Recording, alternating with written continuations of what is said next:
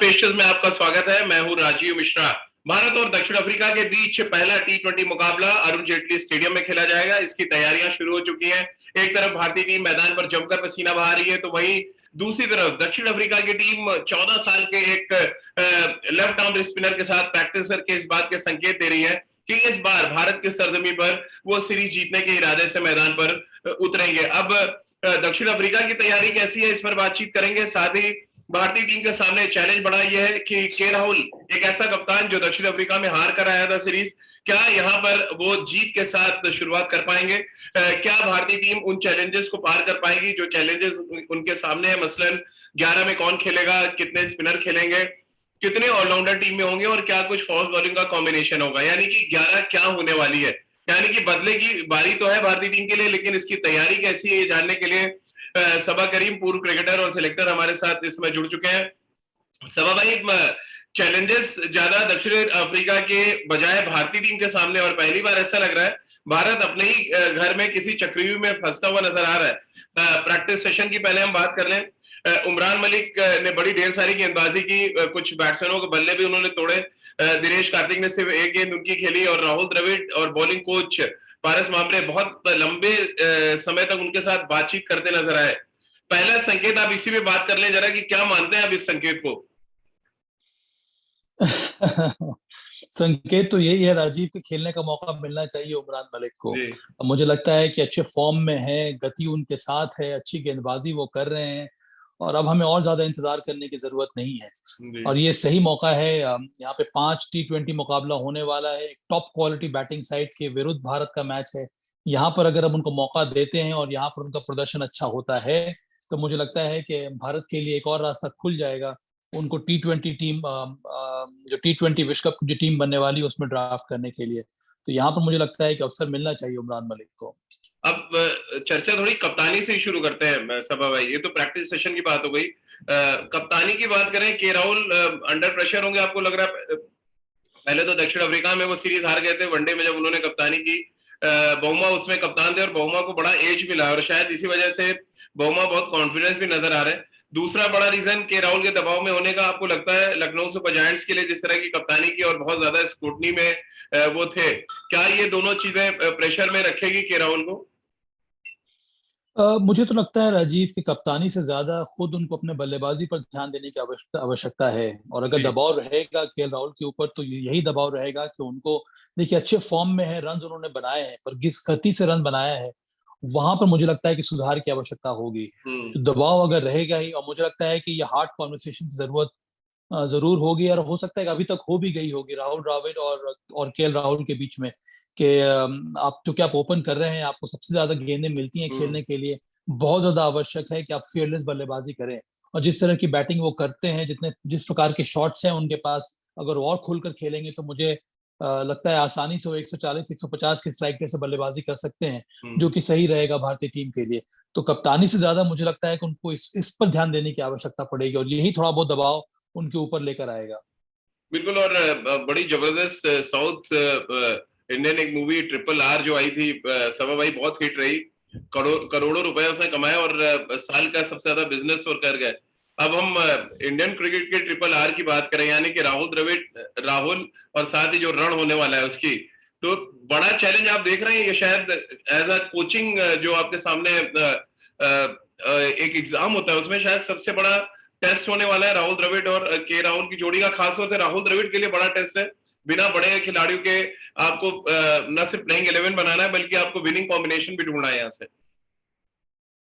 हाँ राजीव, मुझे लगता है कि अब आने वाले समय में विश्व कप की टीम बनने वाली है, और ये बहुत ही शानदार अवसर रहेगा राहुल द्रविड़ के लिए अपने खिलाड़ियों को परखना, कौन से खिलाड़ी उनके स्कीम ऑफ थिंग्स में बैठ रहे हैं, कौन से ऐसे खिलाड़ी हैं जिनको उनको और ज्यादा सपोर्ट करने की जरूरत है, किस खिलाड़ी से किस प्रकार की उनको बातें करनी होगी। जो मॉडर्न टी20 है, उनके डिमांड्स क्या हैं, भारतीय टीम उनके डिमांड्स तक कैसे पहुंच रही है, और कौन खिलाड़ी हैं जो आने वाले समय में आपके लिए परफॉर्म करेंगे। उस तरह के प्रदर्शन को निकालने के लिए आपको क्या तैयारी करनी होगी, ये सारी चीजें इस श्रृंखला में हमें देखने को मिलेगी। हमारे सामने एक तस्वीर सामने आ जाएगी कि भारत का अप्रोच क्या होगा टी20 मुकाबलों में यहाँ पर, और फिर आने वाले समय में विश्व कप के लिए भी। तो ये एक ऐसा प्लेटफॉर्म है जहां पर राहुल द्रविड़ एक्सपेरिमेंट भी कर सकते हैं, और अपने अपने अपने टीम को बनाने के लिए, अपने टीम को एकजुट करने के लिए बहुत सारी चीजें हमें सामने देखने को मिलेंगी राजीव। मैं ट्रिपल आर की जो बात कर रहा था, तीसरा नाम मिस कर रहा था मैं, सबा भाई।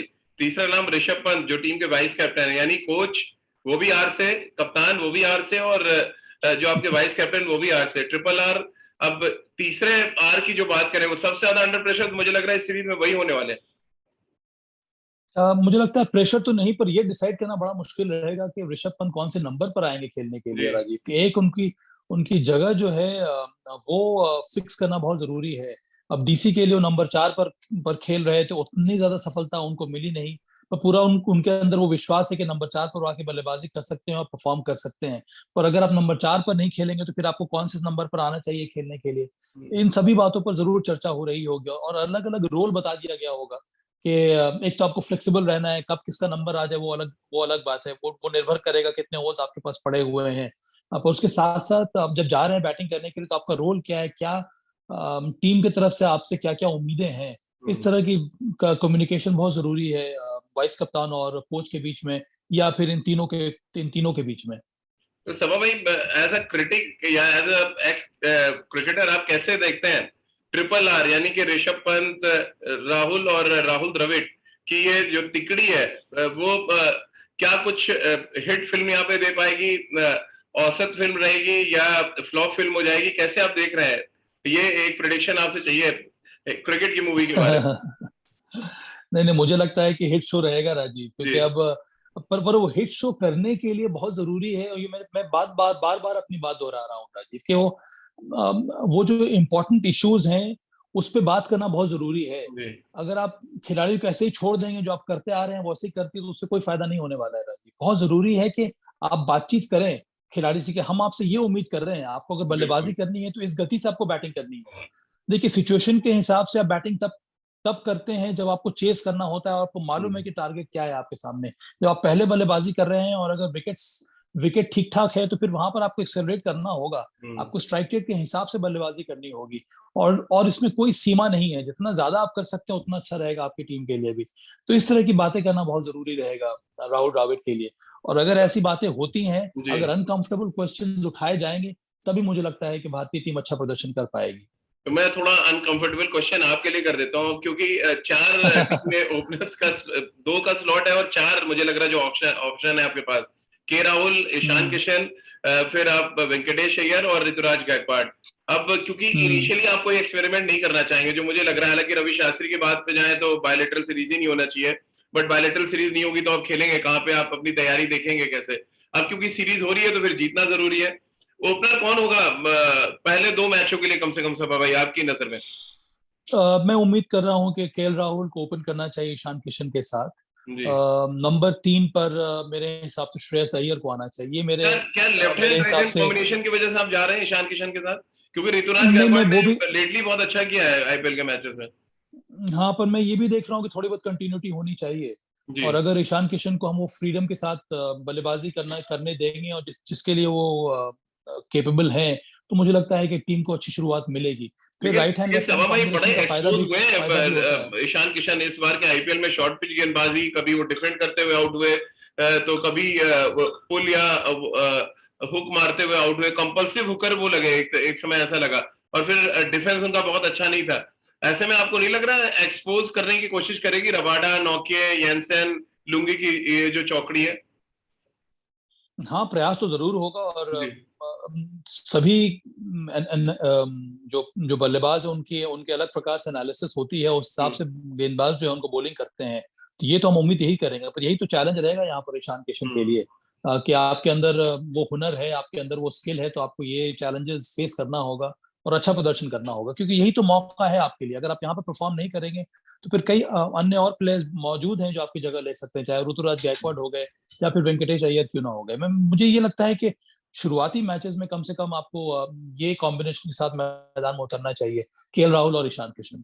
तो नंबर 3 पे तो श्रेयस अय्यर को आपने चुन लिया, अब लड़ाई होती है नंबर 4 के लिए। एक तरफ हार्दिक पांड्या है जिन्होंने गुजरात के लिए कमाल किया नंबर 4 पे, ऋषभ पंत का फेल होना एक बड़ा मुझे लग रहा है झटका है भारतीय टीम मैनेजमेंट के लिए भी, क्योंकि उनको दोबारा से सोचना पड़ेगा कि नंबर 4 पे खिलाएं कि ना खिलाएं। आपके लिए आइडियल नंबर 4 कौन है? दीपक हुड्डा भी एक ऑप्शन है आपके सामने, जिनको आप खिला सकते हैं नंबर 4 पे।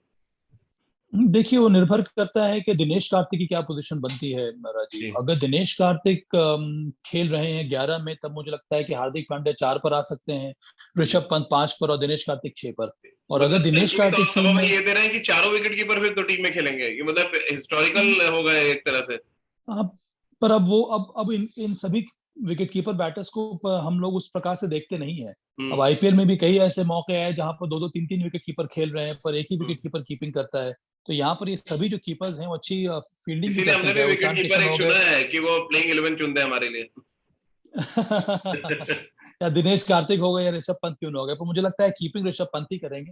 जी और जो अन्य जो विकेट कीपर्स हैं वो एक बल्लेबाज के रूप में खेलेंगे। तो ये एक विकल्प है आपके पास। अदरवाइज मैं प्रेफर तो करूंगा यहाँ पे दीपक हुडा को खेलना, नंबर 4 पर नंबर 5 हार्दिक पांड्या, नंबर 6 ऋषभ पंत। मेरे हिसाब से ये कॉम्बिनेशन सही रहेगा, क्योंकि दीपक हुडा जी ने अच्छी पारियां खेली हैं लखनऊ सुपर जायंट्स के लिए, और उनके अंदर वो पावर हिटिंग एबिलिटी है और ज्यादा मेच्योरिटी देखने को मिल रही है इस समय और सभा भाई दीपक वो हुडा ऑफ की स्पिन गेंदबाजी भी कर सकते बल्लेबाजी हैं जो में। टीम के पास नहीं है इस समय, लेफ्ट हैंडर्स को देखते हाँ, हुए। एक दो, हाँ जी सही कह रहे हैं आप, एक दो ओवर ओवर वो डाल सकते हैं, और इससे फिर हमारी जो मिडिल ऑर्डर है बहुत ज्यादा स्टेबल नजर आएगा और और मजबूत देखने को लगेगा राजीव। तो सभा भाई के अनुसार ओपन कर रहे हैं के राहुल, ईशान किशन, नंबर 3 पे श्रेयस अय्यर, नंबर 4 पे वो दीपक हुड्डा को रख रहे हैं, नंबर 5 पे हार्दिक पांड्या और 6 पे ऋषभ पंत। यानी 7 नंबर पे आप दिनेश कार्तिक को देख रहे हैं सभा भाई। नहीं, फिर मैं बोलर्स को मैं मेरे मेरे इस टीम में फिर दिनेश कार्तिक 11 में नहीं है इस समय। अच्छा फिर फिर 11 में नंबर नहीं, 7 पे, क्योंकि आप या हाँ ऋषभ क्योंकि पंत आपके को पास खिलाएंगे या दिनेश कार्तिक को खिलाएंगे, ये है ऑप्शन इस समय। ऋषभ पंत को इस समय तो ऋषभ पंत को ही खिलाऊंगा मैं। ठीक है, तो 6 और ये उसके हो बाद गए। मेरे पास, हाँ मेरे पास 5 रेगुलर बॉलर्स हो गए। मैं चाहता हूँ कि 5 मेरे पास रेगुलर बॉलर हो। फिर और 5 में हार्दिक आप किसके पांड्या साथ जाएंगे? कुलदीप, चहल पहली चॉइस होगी आपकी, दोनों स्पिनर्स, पर या आप अक्षर मैं पटेल के चाह रहा साथ हूँ ही कि जाना पसंद मेरे करेंगे? राजीव, मैं चाहता हूँ कि 7 पर अक्षर पटेल को खिलाऊं मैं। अच्छा अक्षर पटेल नंबर 7 पर, नंबर 8 पे युजी चहल तो रहेंगे, 8 9 10 जो भी जिस किस नंबर पर भी ठीक है। पर वो खेलें। तीन पेस बॉलर कौन पर से मेरे होंगे लिए सभा भाई ये आपके? 2 स्पिनर्स होंगे, भुवनेश्वर कुमार, हर्षल पटेल और उमरान मलिक। तो ये आपकी 11 है, यानी अब आप सभा भाई की हाँ, 11 पूरी तरह से तैयार है। पूर्व सिलेक्टर की ये 11 है, आप समझिए कितना सोच विचार के उन्होंने एक बनाया होगा। एक एक बार फिर मैं आपको बता दूं एक सभा भाई की टीम, मुझे याद हो गई है सभा भाई की टीम। के राहुल, नहीं नहीं ईशान राजीव, किशन, श्रेयस अय्यर एक 3 पे, नंबर 4 पे दीपक हुड्डा, 5 पे हार्दिक पांड्या, 6 पे ऋषभ पंत को रख रहे हैं, 7 पे यजवेंद्र चहल, 8 पे अक्षर पटेल, चलिए ऊपर नीचे कर लीजिएगा। फिर 3 पेस बॉलर है, हर्षल पटेल, भुवनेश्वर कुमार और उमरान मलिक। ये 11 सभा भाई, ये ठीक है? हाँ, एक ऑप्शन अगर मैं देखना चाह रहा हूँ कि अगर राहुल द्रविड़ को ये लगेगा कि आपके पास एक वेरिएशन चाहिए, एक लेफ्ट आर्म सीम की जरूरत, तब मैं अर्शदीप को खिलाऊंगा हम्म हर्षल पटेल की जगह पर। पर मेरे हिसाब से मैं चाहता हूँ कि उमरान मलिक को मौका मिले 11 में, क्योंकि उनके पास जो स्पीड है, जिस लेंथ पे वो गेंदबाजी कर रहे हैं, विकेट टेकिंग बॉलर हैं। आप उनको नई बॉल हम्म। से करा सकते हैं, आप उनको मिडल ओवर्स भी करवा सकते हैं और डेथ ओवर्स भी पर भी वो डाल सकते हैं। तो ये एक सरप्राइज एलिमेंट रहेगा, एक प्रकार के एक्स फैक्टर रहेगा भारतीय टीम के पास। बाबा भाई, अब थोड़ी दक्षिण अफ्रीका के ऊपर 2 सवाल मैं लेना चाहूंगा। बहुत स्ट्रांग बैटिंग लाइनअप है उनके पास। अगर मैं ऊपर से गिनूं तो क्विंटन डिकॉक उनके पास है, फिर बउमा भी पारी की शुरुआत कभी कभी करते हैं, नहीं करेंगे तो उनके पास रीजा हेंड्रिक्स है, जो पारी की शुरुआत करते हैं, बहुत ताबड़तोड़ खेलते हैं। फिर वैल डुसैन उनके नंबर 3 पे है, डेविड मिलर है उनके पास, मैक्रम है 5 नंबर पे, फिर प्रिटोरियस जो बहुत शानदार ऑलराउंडर वहां पे गिने जा रहे हैं वो है, तबरेज शमसी, और उसके बाद तीनों फास्ट बॉलर्स जो जिनके बारे में हम चर्चा कर रहे हैं। आपको लग रहा है येंसन और रबाडा खासतौर से बड़ी चुनौती, बड़ा टेस्ट ले सकते हैं हमारी जो बैटिंग लाइनअप है उसका? हाँ, यही तो मजा मजा आने जी वाला है T20 श्रृंखला में, क्योंकि स्ट्रॉन्ग बॉलिंग अटैक है उनके पास। रबाडा है, जॉनसन है, दोनों का अनुभव हो चुका है आईपीएल हम्म खेलने का। इस साल रबाडा ने अच्छी गेंदबाजी की पंजाब किंग्स के लिए, पिछले साल डीसी के लिए हम उन्होंने देखा है, पिछले 2 सीजन उन्होंने बेहतरीन गेंदबाजी की है। मार्को यानसन एक मच इम्प्रूव बॉलर है, टेस्ट मैच स्पेशलिस्ट है, उनको T20 में भी खेलने का मौका मिलेगा। इस बार सनराइजर्स के लिए हालांकि 1 या 2 मैच में उनको पिटाई जरूर हो गई थी, पर उसके अलावा उन्हें उनकी गेंदबाजी काफी अच्छी रही है। स्टीप बाउंस उनको मिलता है, उनको हम्म नेगोशिएट करना उतना आसान नहीं होगा। तो एक स्ट्रॉन्ग बॉलिंग अटैक है। मुझे लगता है कि बल्लेबाजी थोड़ी बहुत कमजोर नजर आती है। अगर हम्म। आप डेविड मिलर और क्विंटन डिकॉक को हटा लें, तो उस तरह के T20 स्पेशलिस्ट खिलाड़ी इस समय टीम में नहीं है, पर उस प्रकार का परफॉर्मेंस देखने को मिला नहीं है। देखिए ये टीम ऐसी है जो 160, 165, 170 तक आसानी से चेस कर सकती है, पर इससे ज्यादा अगर चेस करना पड़े तो उतना आसान नहीं होगा दक्षिण अफ्रीका के लिए, और वो बहुत कुछ निर्भर करेगा फिर डेविड मिलर के ऊपर। अब देखने वाली बात ये होगी कि डेविड मिलर जो फॉर्म उन्होंने आईपीएल में दिखाया है, उसी फॉर्म को वो आगे लेकर आते हैं कि नहीं अपने नेशनल टीम के लिए। अब भाई टॉप 3 दोनों टीमों के खिलाड़ी, दोनों टीमों के टॉप 3 खिलाड़ियों ने आईपीएल में बहुत अच्छा किया है। बहुत पहले मैंने आपसे एक सवाल भी पूछा था कि आईपीएल का कितना एडवांटेज मिलेगा, और किसको ज्यादा एडवांटेज आप देख रहे हैं। एक तरफ रबाडा, मिलर और क्विंटन डिकॉक है जिन्होंने बहुत शानदार किया, तो हमारी तरफ के राहुल और हार्दिक पांड्या है, चहल है साथ में। कैसे आप देख रहे हैं अगर आप एडवांटेज शुरुआती, मतलब आप टॉस को भी छोड़ दें, शुरुआती एडवांटेज ऑन पेपर किसको देख रहे हैं? बराबर का ही रहता है राजीव। देखिए आईपीएल में ऐसे खिलाड़ी जिन्होंने अच्छे रन बनाए हैं, जिनका फॉर्म अच्छा है, वो उस फॉर्म को लेकर जरूर आएंगे, क्योंकि वक्त ज्यादा गुजरा नहीं है यहाँ पर, चाहे तो भारतीय खिलाड़ी हो या फिर दक्षिण अफ्रीका के खिलाड़ी क्यों ना हो। दक्षिण अफ्रीका के साथ एडवांटेज ये होगा कि उनका अनुभव हो गया आईपीएल में खेलने का, उनको पता है कि इतने बड़े क्राउड में किस तरह से खेलना है, और वो भी एक बहुत बड़ा चैलेंज होता है खिलाड़ियों के लिए जो भारत में आता है खेलने। उसका अनुभव आप पहले से ही अगर आपको आपके पास है, उसका फायदा मिलता है। प्लस आप भारतीय खिलाड़ियों के साथ खेल चुके हैं, आपको मालूम है कि उनके स्ट्रेंथ और वीकनेसेस क्या है, उस प्रकार से आपकी इंडिविजुअल तरीके से भी आप तैयारी करते हैं, चाहे वो रबाडा हो, चाहे वो मार्को यानसन हो, या फिर जो बैटर्स हैं उनको पता है कि भारतीय टीम की तरफ से कौन कौन बॉलर्स हैं, तो उस लिहाज से आप तैयारी कर आते हैं। तो ये एक बहुत बड़ा एडवांटेज रहता है फॉरेन टीम्स के लिए। चलिए सभा भाई, आखिरी सवाल। हमने पिछली 2 सीरीज या 3 सीरीज जो खेली है, क्लीन स्वीप किया है, लगातार 12 टी20 मैचेस हम जीत चुके हैं। क्या 13 मैच जीतकर हम वर्ल्ड रिकॉर्ड अपने नाम करने जा रहे हैं कोटला पे, यानी अरुण जेटली स्टेडियम में? और क्या क्लीन स्वीप पॉसिबल है दक्षिण अफ्रीका के खिलाफ?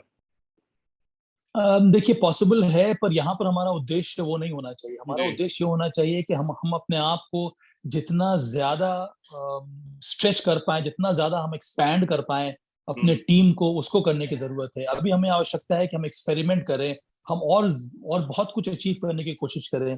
जो मॉडर्न टी20, जो हमें इस तरह के सिचुएशन में अपने आप को लाना होगा, वहां से मैच जीतना होगा, जो हमें और ज्यादा कॉन्फिडेंस लेकर आएगा। देखिए अंत में विश्व कप वही जीतेगा जिसको पता है क्लोज मैचेस किस तरह से फिनिश करना है, चाहे आप टारगेट सेट कर रहे हो या फिर आप टारगेट डिफेंड कर रहे हो। तो अगर उस तरह की सिचुएशन भारतीय टीम इस श्रृंखला में जीत लेती है, तो मुझे लगता है कि उससे भारत का कॉन्फिडेंस और ज्यादा बढ़ जाएगा। तो अंत में हमारा उद्देश्य है विश्व कप जीतना।